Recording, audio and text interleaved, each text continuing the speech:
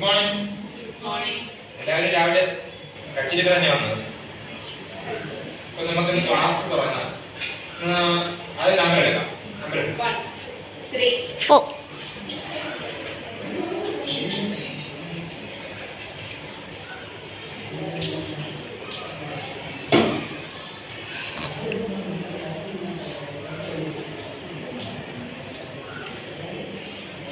എല്ലാവരും ബസ്സിലൊക്കെ തന്നെയാണോ വരുന്നത്? അത് നടന്നോ? അങ്ങനെ നമ്മളിന്ന് ഒരു മെയിൻ ടോപ്പിക് എടുക്കുന്നത് മസിൽ ഫെറ്റീഗ് എന്ന ടോപ്പിക്കാണ്. നമ്മൾ ആ ടോപ്പിക് തുറന്നത് സ്റ്റോറിയിലൂടെയാണ്. ആ സ്റ്റോറി നടന്നൊക്കെ വരുന്നവരുണ്ടല്ലോ. നടന്നു വരുന്ന രണ്ട് കുട്ടികളാണ് ഈ സ്റ്റോറിയുടെ കഥാപാത്രങ്ങൾ. ഈ സ്റ്റോറിയിൽ രണ്ട് കുട്ടികൾ സ്കൂളിലേക്ക് നടന്നു വരികയാണ്. അപ്പോൾ വരുന്ന വഴിക്ക് ഒരു കുട്ടിയെ മറ്റേ കുട്ടിയോട് ചോദിച്ചു, നമുക്ക് സ്കൂളിൽ പോകുന്ന മത്സരം നടത്തി. അങ്ങനെ അവർ തീരുമാനിച്ച് മത്സരത്തിൽ അവർ ഓടി. പക്ഷെ ഒരു കുട്ടി മാത്രം പോകുന്ന വഴി പതുക്കെ നിന്നു. എന്നിട്ട് വീണ്ടും നിന്നും അവസാനം വരെ പോയി. പക്ഷെ മറ്റേ കുട്ടി പതുക്കെ ഒരു നിൽക്കുക പോലും ചെയ്യാതെ അവസാനം വരെ അവർ വീടിഞ്ഞു പോകുന്നു. പക്ഷെ അവസാനം എത്താറായപ്പോഴേക്കും ആ കുട്ടി പിന്നെ ഓടാൻ കഴിഞ്ഞില്ല, ഒരു തളർന്നു. അപ്പൊ അതിനുശേഷം അവർ പതുക്കെ പോയ ആൾ മാത്രം ജയിച്ചു. എന്തുകൊണ്ടായിരിക്കും രണ്ടാമത്തെ കുട്ടി ഓടാൻ പകുതി വെച്ച് അവസാനം ഓടാൻ കഴിയാതെ നിന്നുപോയത്?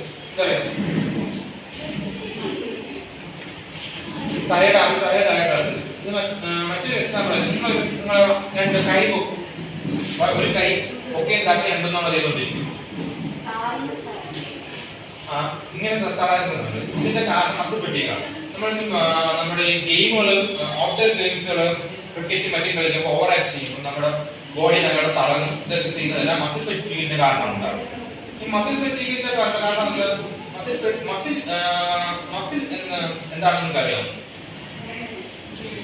മസിൽ എന്ന് പറയുന്നത് നമ്മുടെ ബോഡിയിലെ മൂവ്മെന്റ് സഹായിക്കുന്ന ടിഷ്യൂ ആണ് മസിൽ. ഇനി മസിൽ ഫെറ്റീഗ് എന്താണെന്ന് നമുക്ക് നോക്കാം. മസിൽ ഫെറ്റീഗ് എന്താണെന്ന് നിങ്ങൾക്ക് അറിയാം. നമ്മുടെ ബോഡിയിൽ ഈ മസിൽ കോൺട്രാക്ട് എക്സസ് ആക്ടിവിറ്റി മൂലം മസിൽ കോൺട്രാക്ട് ചെയ്യാൻ കഴിയാത്ത അവസ്ഥയാണ് മസിൽ ഫെറ്റീഗ് എന്ന് പറയുന്നത്. ഇതിന് മെയിൻ കാരണങ്ങൾ എന്തൊക്കെ കാരണങ്ങളുണ്ടെന്ന് നിങ്ങൾക്ക് അറിയാമോ? ഇതിന് മെയിൻ 3 കാരണങ്ങളാണ് ഉണ്ടാകുന്നത്. ഒന്നാമത്തെ കാരണം എന്ന് പറയുന്നത് ലാക്റ്റിക് ആസിഡ് അക്യുമുലേഷൻ ആണ്. രണ്ടാമത്തെ കാരണം എന്ന് പറയുന്നത് എനർജി ഡെഫിഷ്യൻസിയാണ്. അതായത് നമുക്ക് ഇതിനകത്ത് യൂസ് ചെയ്യുന്ന സ്റ്റോറേജ് എനർജി ഇല്ലാതാണ്. പിന്നെ മൂന്നാമത്തെ പോയിന്റ് എന്ന് പറയുന്നത് ഓക്സിജന്റെ ഡെഫിഷ്യൻസിയാണ്. ഈ 3 പോയിന്റ് കാരണമാണ് മസിൽ ഫെറ്റീഗ് ഉണ്ടാകുന്നത്. മസിൽ ഫെറ്റീഗിന്റെ മറ്റ് സിംപ്റ്റംസ് നിങ്ങൾക്ക് അറിയാമോ? നമുക്ക് ഒരു സിംപ്റ്റം നമ്മളിപ്പോൾ പറഞ്ഞു കഴിഞ്ഞു, നമ്മുടെ ബോഡി തളർന്നൊക്കെ പോകുന്നത്. ഈ മറ്റ് സിംപ്റ്റംസ് എന്ന് പറയുന്നത് നമ്മുടെ ബോഡി സോർനെസ്, പിന്നെ സ്റ്റിച്ചിങ്, തളർന്നു പോകുന്നത്, സ്റ്റിച്ചിങ് ആയിട്ട് വരുന്നത്, സോർനെസ്, പിന്നെ ചില ബോഡി പാർട്സുകളിൽ പെയിൻ വരുന്നത്, ഇതെല്ലാം ഈ ബോഡിയിൽ എക്സാമ്പിൾ സിംപ്റ്റംസ് ആണ്. പിന്നെ ഈ നമ്മുടെ ഈ അത്ലറ്റ്സ് ഈ മസിൽ ഫെറ്റീഗ് കുറയ്ക്കാൻ വേണ്ടി അവർ ട്രെയിൻ ചെയ്യും. അതിൽ വഴി അവർ മസിൽ ഫെറ്റീഗ് മാക്സിമം കുറയ്ക്കാൻ ശ്രമിക്കും. ഇതൊക്കെ മനസ്സിലായോ? നമുക്ക് മനസ്സിലായോ ഏതൊക്കെ പോയി മസിൽ ഫെറ്റീഗിന് കാരണം വന്ന് 3 പോയിന്റ് ഏതെങ്കിലും പോയിന്റ്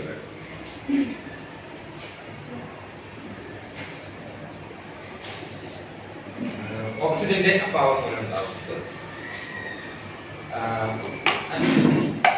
ഒരു മസിൽ ഫെറ്റീഗിന് ഉണ്ടാകുന്ന കാരണം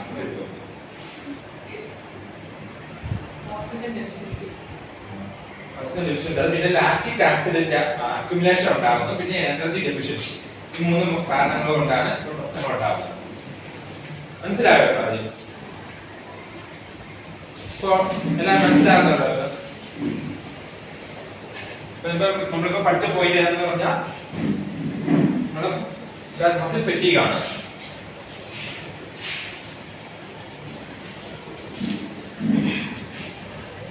മസിൽ ഫെറ്റീഗ് ആണ് നമ്മുടെ അടുത്ത ടോപ്പിക്. മസിൽ ഫെറ്റീഗ് എന്താണെന്ന് നമുക്ക് മനസ്സിലായല്ലോ. നമ്മുടെ മസിൽ കോൺട്രാക്ട് ചെയ്യാൻ കഴിയാത്ത അവസ്ഥയാണ് മസിൽ ഫെറ്റീഗ് എന്ന് പറയുന്നത്. എക്സസ് ആക്ടിവിറ്റി മൂലമാണ് അത് ഉണ്ടാകുന്നത്. 3 പോയിന്റ് ആണ് ഞാൻ ഉണ്ടാകുന്നത്.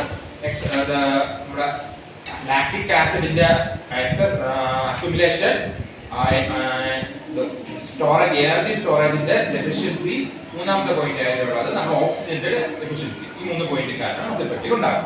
എല്ലാവർക്കും മനസ്സിലായോ? ശരി, ക്ലാസ് അവസാനിപ്പിക്കും.